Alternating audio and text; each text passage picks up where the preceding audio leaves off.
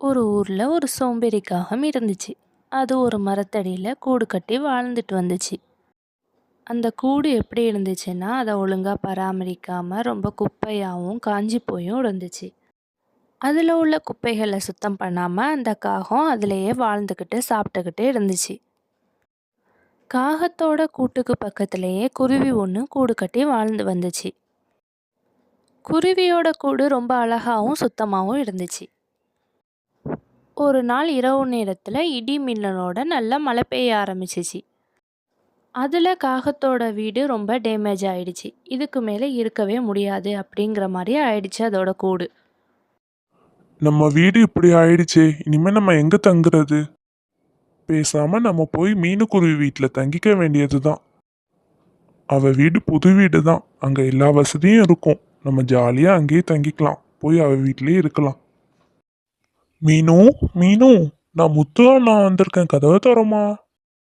முத்து அண்ணா, கொஞ்சம் வெயிட் பண்ணுங்க, நான் என்னோட குழந்தைய குளிக்க வச்சிட்டு இருக்கேன். கொஞ்ச நேரம் நின்றுட்டு அந்த காகம் திரும்பவும், மீனு, மீனு, நான் வாசல்ல நிக்கிறேன், கதவை தரமா? கொஞ்ச நேரம் நில்லுங்க முத்து அண்ணா, நான் இப்போ என் குழந்தைக்கு ட்ரெஸ் மாத்திட்டு இருக்கேன். கொஞ்ச நேரம் ஆனதுக்கு அப்புறம் அந்த காகம் திரும்பவும் கதவை தட்டுனுச்சு.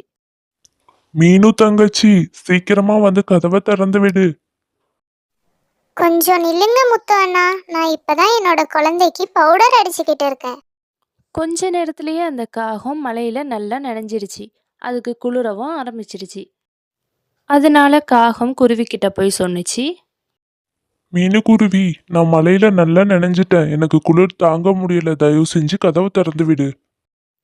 முத்து காகம் சொன்னதை காதில் வாங்கிட்டு குருவி வந்து கதவை திறந்து விட்டுச்சு.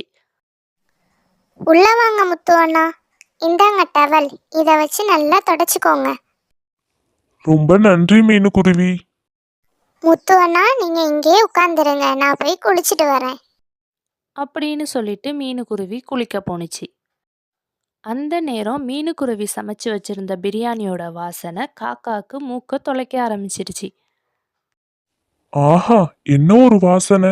வாசனையே இவ்வளோ மனமா இருக்கே, அப்ப பிரியாணியோட டேஸ்ட் எவ்வளோ சூப்பரா இருக்கும்.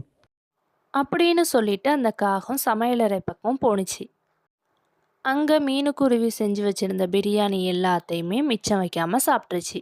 குளிச்சுட்டு வந்த மீனுக்குருவிக்கு ஒரே அதிர்ச்சி. நம்ம குழந்தைக்காக பிரியாணி செஞ்சு வச்சிருந்தா நம்ம கிட்ட கேட்காமலேயே அதில் கொஞ்சம் கூட மிச்சம் வைக்காமலே எல்லாத்தையும் சாப்பிட்ருக்கு. இந்த காகத்தை நம்பி வீட்டுக்குள்ளே சேர்த்ததுக்கு இவ்வளோ பெரிய திருட்டு வேலையை பார்த்துருக்கு. இதை சும்மாவே விடக்கூடாது.